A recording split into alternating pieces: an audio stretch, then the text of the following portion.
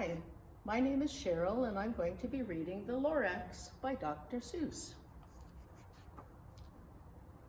At the far end of town where the grickle grass grows and the wind smells slow and sour when it blows, and no birds ever sing except old crows, is the street of the lifted Lorax.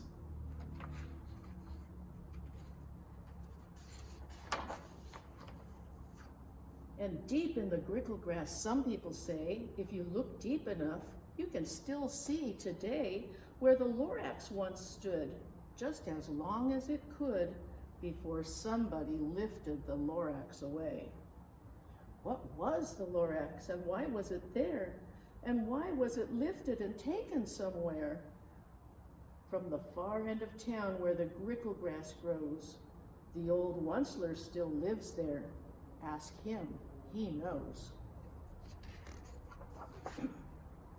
You won't see the Onceler, don't knock at his door. He stays in his lurkum on top of his store. He lurks in his lurkum, cold under the roof, where he makes his own clothes out of myth-muffered moof. And on special dark midnights in August he peeks out of the shutters, and sometimes he speaks and tells how the Lorax was lifted away. He'll tell you perhaps, if you're willing to pay. On the end of a rope, he lets down a tin pail, and you have to toss in 15 cents and a nail, and the shell of a great-great-great-grandfather snail. Then he pulls up the pail, makes a most careful count to see if you've paid him the proper amount. Then he hides what you paid him away in his snub, his secret strange hole in his gruvulous glove. Then he grunts, I will call you by whisper-mophone, for the secrets I tell you are for your ears alone. Sloop! Down slips the whisper-mophone to your ear, and the old Onceler's whispers are not very clear, since they have to come down through a snurgly hose, and he sounds as if he had smallish bees up his nose. Now I'll tell you, he says, with his teeth sounding gray, how the Lorax got lifted and taken away. It all started way back, such a long, long time back. Way back in the days when the grass was still green, and the pond was still wet, and the clouds were still clean, and the song of the swami swans rang out in space, one morning I came to this glorious place, and I first saw the trees, the Truffula Trees, the bright-colored tufts of the Truffula Trees, mile after mile in the fresh morning breeze. And under the trees I saw brown barbaloots frisking about in their barbaloot suits as they played in the shade and ate truffula fruits. From the ripulous pond came the comfortable sound of the hummingfish humming while splashing around. But those trees, those Truffula Trees, all my life I'd been searching for trees such as these. The touch of their tufts was much softer than silk, and they had the sweet smell of fresh butterfly milk. I felt a great leaping of joy in my heart. I knew just what I'd do. I unloaded my cart. In no time at all, I had built a small shop. Then I chopped down a Truffula tree with one chop, and with great skillful skill and with great speedy speed, I took the soft, rough tuft, and I knitted a thneed. The instant I'd finished, I heard a gazump. I looked. I saw something pop out of the stump. The stump of the tree I'd chopped down. It was sort of a man. Describe him? That's hard. I don't know if I can. He was shortish and oldish and brownish and mossy, and he spoke with a voice that was sharpish and bossy. "Mister," he said with a sawdusty sneeze, "I am the Lorax. I speak for the trees. I speak for the trees have no tongues. And I'm asking you, sir, at the top of my lungs." He was very upset as he shouted and puffed. "What's that thing you've made out of my truffula tuft?" "Look, Lorax," I said, "there's no cause for alarm. I chopped just one tree. I am doing no harm.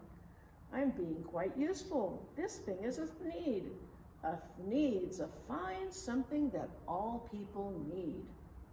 It's a shirt, it's a sock, it's a glove, it's a hat, but it has other uses, yes, far beyond that. You can use it for carpets, for pillows, for sheets, or curtains or covers for bicycle seats." The Lorax said, "Sir, you are crazy with greed. There is no one on earth who would buy that full thneed."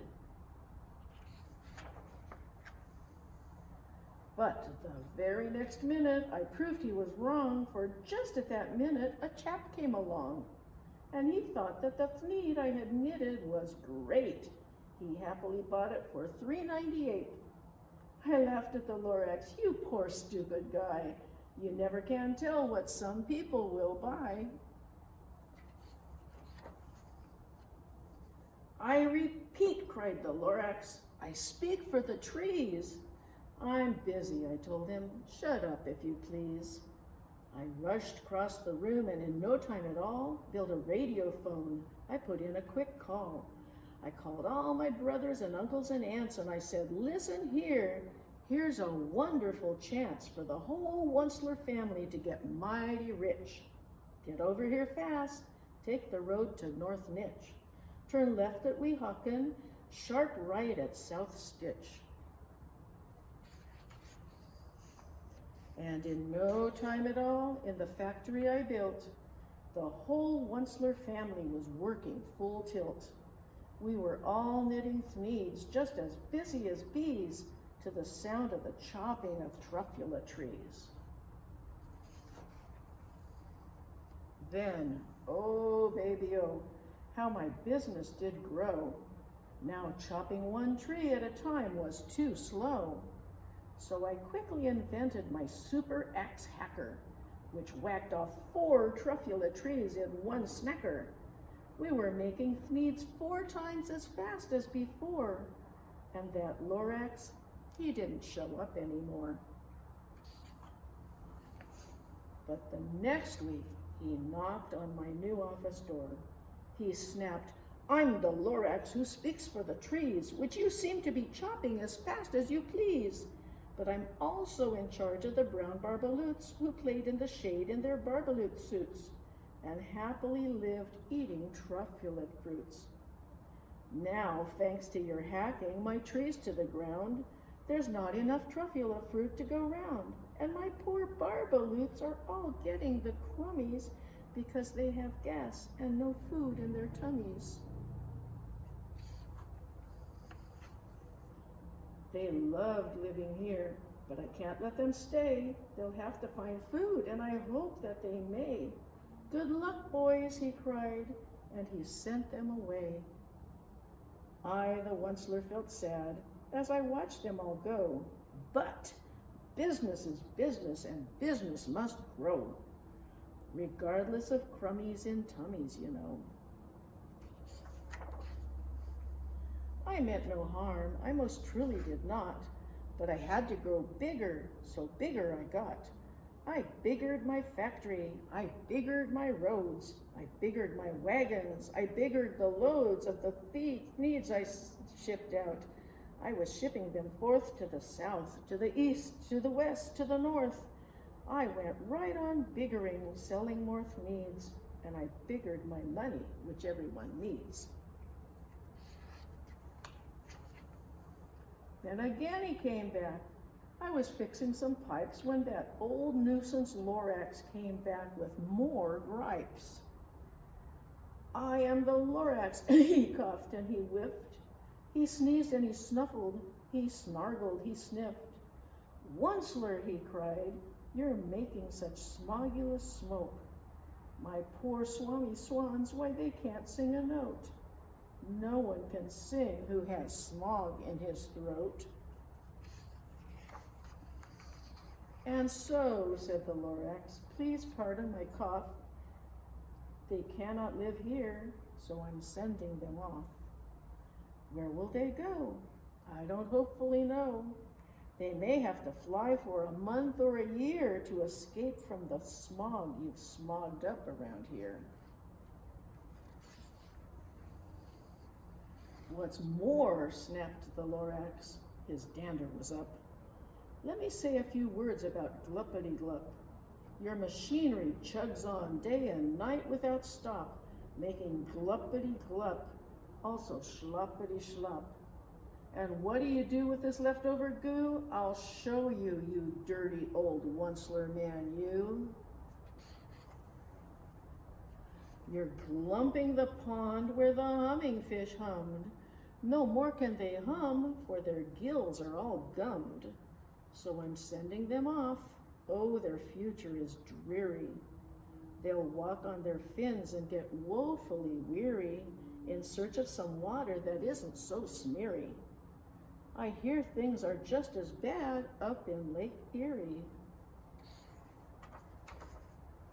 And then I got mad. I got terribly mad.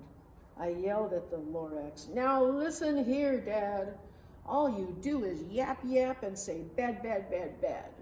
Well, I have my rights, sir, and I'm telling you, I intend to go on doing just what I do. And for your information, you Lorax, I'm figuring on biggering and biggering and biggering and biggering, turning more Truffula trees into thneeds, which everyone needs. And at that very moment, we heard a loud whack. From outside in the fields came a sickening smack of an axe on a tree. Then we heard the tree fall, the very last Truffula tree of them all. No more trees, no more needs, no more work to be done, so in no time my uncles and aunts, every one, all waved me goodbye. They jumped into my cars and drove away under the smoke-smuggered stars. Now all that was left neath the bad-smelling sky was my big empty factory, the Lorax and I. The Lorax said nothing, just gave me a glance, just gave me a very sad, sad backward glance as he lifted himself by the seat of his pants. And I'll never forget the grim look on his face when he hoisted himself and took leave of this place, through a hole in the smog without leaving a trace. And all that the Lorax left here in this mess was a small pile of rocks with one word, unless. Whatever that means, well, I just couldn't guess. That was long, long ago, but each day since that day, I've sat here and worried away. Through the years, while my buildings have fallen apart, I've worried about it with all of my heart. But now, says the Onceler, now that you're here, the word of the Lorax seems perfectly clear. Unless someone like you cares a whole awful lot, nothing is going to get better. It's not. So, catch, calls the Onceler. He lets something fall. It's a Truffula seed. It's the last one of all. You're in charge of the last of the Truffula seeds, and Truffula trees are what everyone needs. Plant a new truffula, treat it with care, give it clean water and feed it fresh air. Grow a forest, protect it from axes that hack. Then the Lorax and all of his friends will come back. And that's the end of the story. I hope you enjoyed it.